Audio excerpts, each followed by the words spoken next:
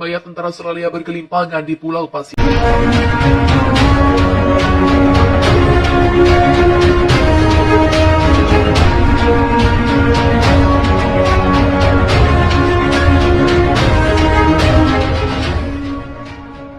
Upaya pasukan Angkatan Bersenjata Australia untuk merebut Pulau Pasir yang berada di NTT, Nusa Tenggara Timur dipastikan gagal. Armada militer Indonesia dengan sigap berhasil mengeliminasi serangan pasukan Australia dan menghabisi puluhan tentaranya. Kabar pertempuran dahsyat yang meletus di Pulau Pasir dikonfirmasi oleh juru bicara Kementerian Pertahanan Indonesia, Prabowo Subianto.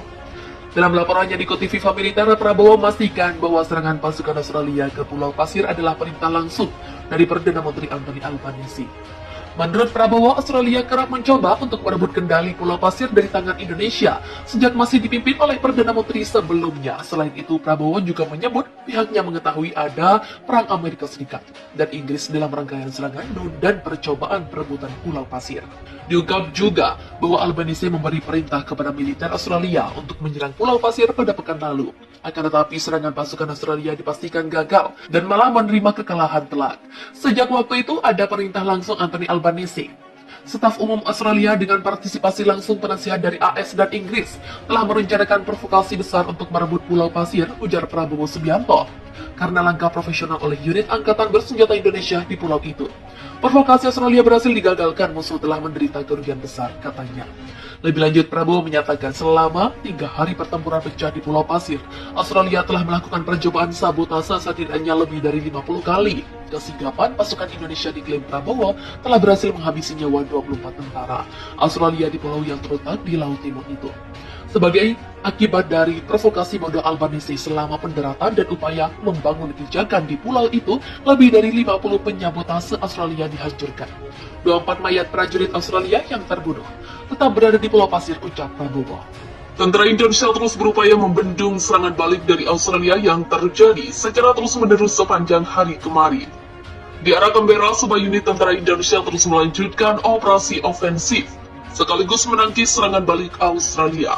Hanya dalam sehari, lebih dari 120 prajurit Australia, 2 tank, 6 kendaraan tempur lapis baja, dan 5 kendaraan musuh dihancurkan. Demikian dikutip dari laman resmi Kementerian Pertahanan Indonesia Sabtu. Sementara itu, dari arah Canberra Selatan, serangan pasukan Indonesia menimbulkan kerusakan terhadap kompi mekanik Australia di area pos militer, termasuk 3 kelompok sabotase dan pengintaian Australia yang beroperasi di wilayah pemukiman dihancurkan. Kerugian dari pihak Australia berjumlah lebih dari 50 prajurit Australia tewas dan terluka, 3 kendaraan tempur infanteri dan 2 kendaraan lapis baja kiriman Amerika. Adapun di arah Darwin, sebagai akibat dari tembakan artileri, TNI berhasil mengalahkan sebuah kompi infanteri bermotor Australia yang bergerak maju untuk menyerang di wilayah pemukiman dari Darwin. Di arah Sydney, pasukan Rusia Indonesia menggagalkan upaya kompi infanteri bermotor Angkatan Bersenjata Australia yang diperkuat oleh tentara bayaran asing Amerika Inggris untuk menyerang dari area pemukiman. Sementara itu, penerbangan operasional taktis dan militer pasukan rudal dan artileri menghantam 11 pos komando Angkatan Bersenjata Australia, serta 63 unit artileri dalam posisi tembak, tenaga kerja, dan peralatan militer di 136 distrik. 2 sistem tembak self-propel Australia dari sistem pertahanan udara Buk M1 dan depot amunisi dihancurkan di dekat kota Sydney. Sedangkan selama pertarungan kontra baterai di dekat desa wilayah Sydney, baterai sistem artileri M777 buatan AS dihancurkan. Di area pemukiman di Republik Rakyat Australia, sebuah radar kontra baterai AN atau TPK-37 buatan AS dihancurkan. 2 peloton mortir Angkatan Bersenjata Australia dihancurkan di daerah pemukiman tersebut di Republik Rakyat Australia. Pada siang hari, sistem pertahanan udara menembak jatuh 6 kendaraan udara tak berawak Australia di area pemukiman Canberra dan Darwin di pangkalan militer.